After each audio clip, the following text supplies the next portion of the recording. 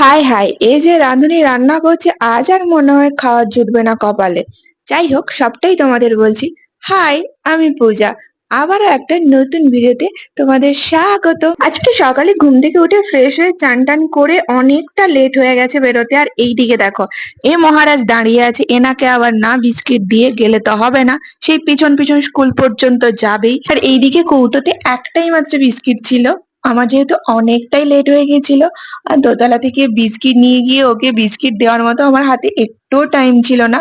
দেখবে দেরি হলে না, যতই তাড়াহুড়ো করো আরো বেশি দেরি হয়। আমি এটা দেখেছি লক্ষ্য করে।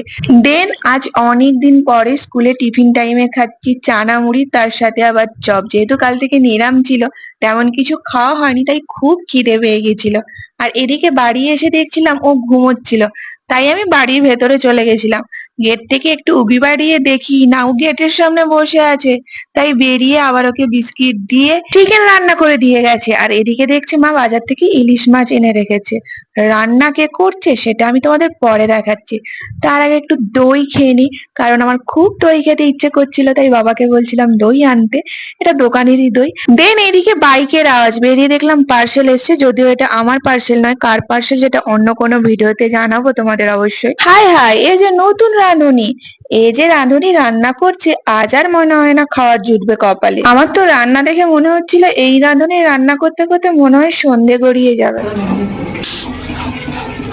তো আজকে ফার্স্ট টাইম আমি এই রাঁধুনির রান্না খাবো। এর আগেও এই রাঁধুনি রান্না করেছে, বাট সেই সময় আমার খাওয়ার সুযোগ হয়নি, কারণ আমি ছিলাম তখন কুম্ভ মেলাতে। আর এই রাঁধুনি আমাকে ফোন করে করে জিজ্ঞাসা করছিল চিকেনে কি দেবো। চিকেন রান্না করেছিল ফার্স্ট টাইম। তো আজকের লাঞ্চের মেনুতে ছিল চিকেন, আর এই যে কচু দিয়ে আলু দিয়ে একটা মোচার তরকারি। কারা কারা এই তরকারিটা খেয়েছো আর খেতে কেমন লাগে আমাকে যদি বলো, মোচার পেঁয়াজি ভাজা না মোচার তরকারি, আমি তো বলবো মোচার পেঁয়াজি ভাজা।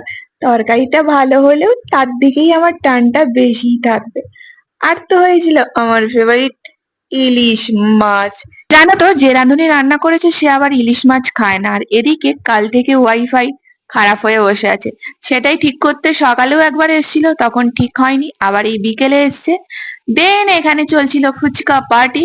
আর এই ফুচকা দেখে কার কার জিভে জল আসছে, টক জলটা দেখে। আমার যদিও আসছে না কিন্তু একদমই, কারণ আমি একদমই ফুচকা পছন্দ করি না। বাট ওই যে কাল থেকে প্রচুর মিষ্টি খেয়ে খেয়ে মনে হচ্ছিল একটু ঝাল ঝাল কিছু খাই। আর এখানে দেখলাম ঝাল ঝাল আলু মাখাটা ছিল, তাই ভাবলাম একটা দুটো ফুচকার সঙ্গে তো খাওয়া যেতেই পারে।